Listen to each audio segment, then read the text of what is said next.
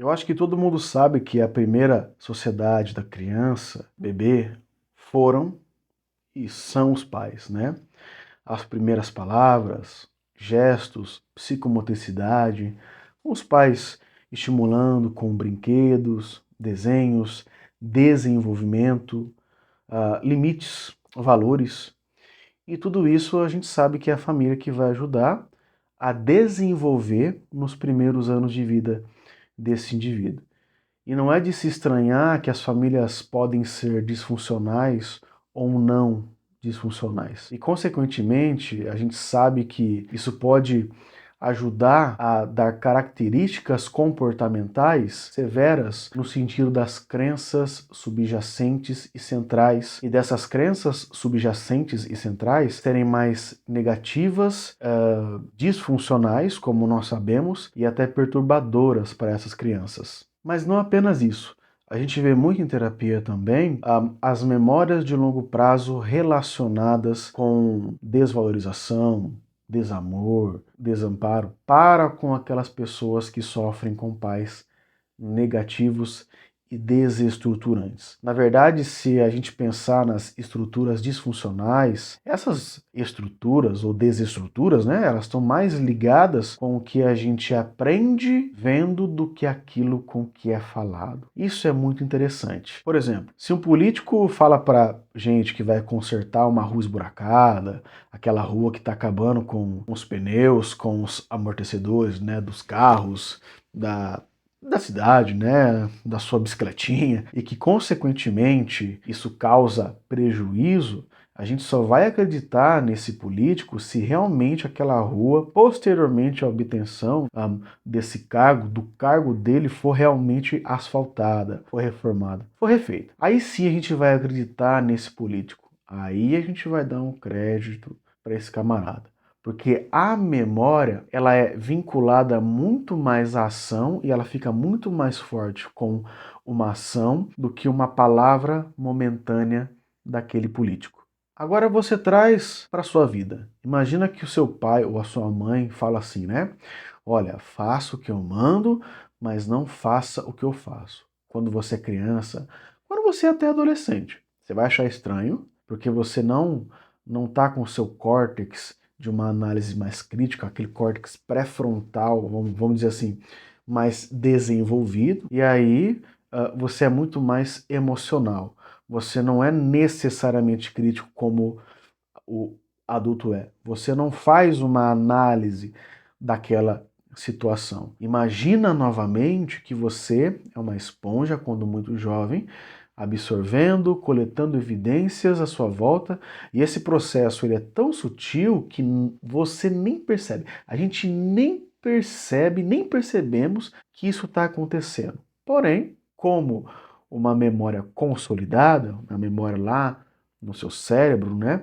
E o nosso hipocampo, que é a área do cérebro que armazena essas novas memórias e certas sensações emocionais voltadas para memórias emocionais, a gente julga as coisas muito mais pelo que a gente sente nessa idade da vida. E a gente vai lembrar disso posteriormente numa idade mais adulta. O que faz sentido uma criança ela sofrer mais emocionalmente do que um adulto. Faz muito sentido uma criança, então, ela ter esse sofrimento disfuncional porque ela não sabe interpretar as coisas que estão acontecendo ali. Mas quando a gente é adulto, as nossas áreas do cérebro, sistema límbico, insular, córtex pré-frontal, tudo isso está mais desenvolvido em termos de consciência, seja motora, emocional, sentimental. Essas partes elas já estão moldadas, formadas. O que não significa que essas mesmas partes, né,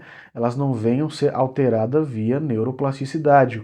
Aquilo que a gente aprende também à nossa volta e com o nosso ambiente, e nós somos estimulados, condicionados, reforçados a isso. Mas você imagina também como os pensamentos, pensa aí, como os pensamentos de autocrítica devido a pais assim são quando esses mesmos pais disfuncionais passaram ou estão passando pela vida dessas pessoas, né? O quão disfuncional e catastrófico é.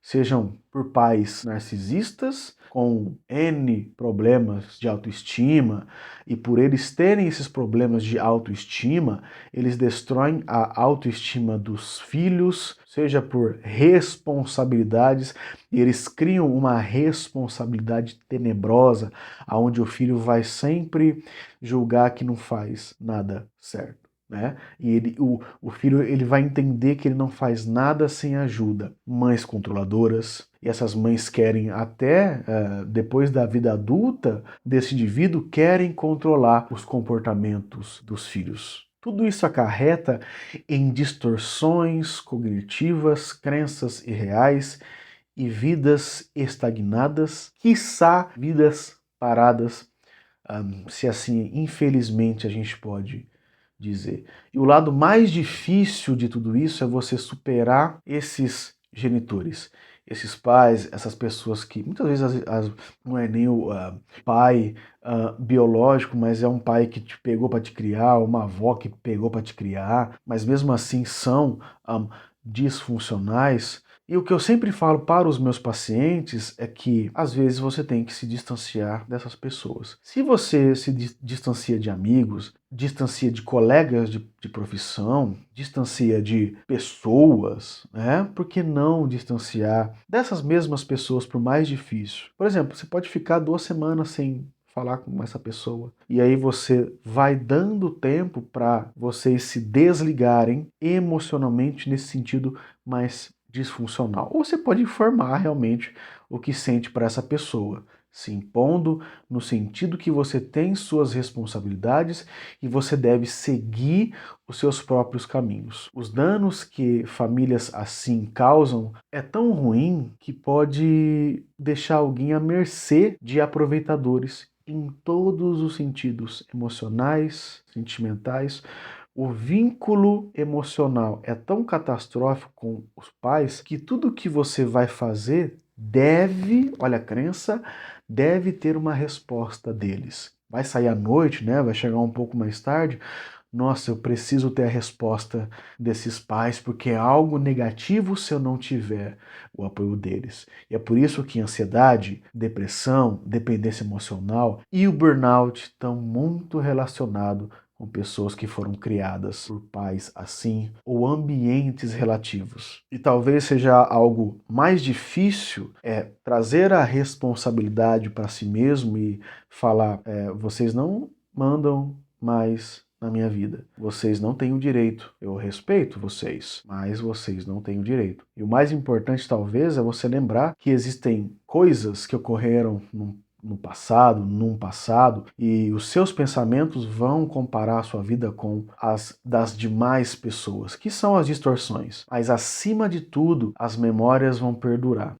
E o que talvez ninguém fala é que a gente precisa aceitar o que passou. Você não precisa necessariamente se desculpar ou falar para eles pedirem desculpa, mas julgar de modo funcional as coisas que acontecem. Afinal, os pais, eles também passaram por coisas, né, com os nossos avós, os avós com os pais deles e tudo mais. Só que essas coisas, por serem disfuncionais e eles não entenderem ou entenderem, né, enfim, eles vão passando isso para frente com esse ideal, mesmo que esse ideal seja o pior ideal de tudo. Talvez seja o pior ideal de todos. E talvez é até difícil falar, mas às vezes faltou para você coisas essenciais, né, para sua existência, para sua sobrevivência, e pela falta de consciência desses pais negativos, você passou por muitas dificuldades. Mas sabe o que é o mais interessante? Que você está aqui vendo esse vídeo comigo, sentimentalmente às vezes abalado, né, porque é uma coisa que vai tocar realmente em aspectos da nossa vida, mas você está aí continuando as coisas, lembrando que existem outras pessoas, coisas, situações, a sua fé, né, se você tem uma fé, que apoiaram a sua trajetória até aqui. E que no final de todas essas situações, foi você quem se auto-apoiou, que se auto-valorizou sem saber, sem se tocar. Nesse sentido, você já está a um passo de superar esses pais disfuncionais. É apenas continuar, mesmo com toda a dificuldade, essa trajetória. E claro, se você não conseguir, busque ajuda profissional, um terapeuta, um psicólogo, um psiquiatra. Busque ajuda, porque quando a gente não consegue, nós temos que buscar realmente ajuda. Esteja ao lado de pessoas que evidentemente amam você. E as evidências básicas para saber que alguém realmente te ama é aquela pessoa que te apoia, é aquele amigo, aquela pessoa que, independente do que aconteceu, estavam com você. Com esses passos, tem outras coisas, claro, mas você vai conseguir superar pais disfuncionais. Tome a responsabilidade para você. É isso aí, pessoal. Espero que vocês tenham gostado. Não se esqueçam de deixar o seu like e se inscrever aí no nosso canal para a gente alavancar e ajudar mais e mais pessoas através da psicologia e da terapia cognitivo-comportamental. Grande abraço, até o próximo vídeo e fique bem.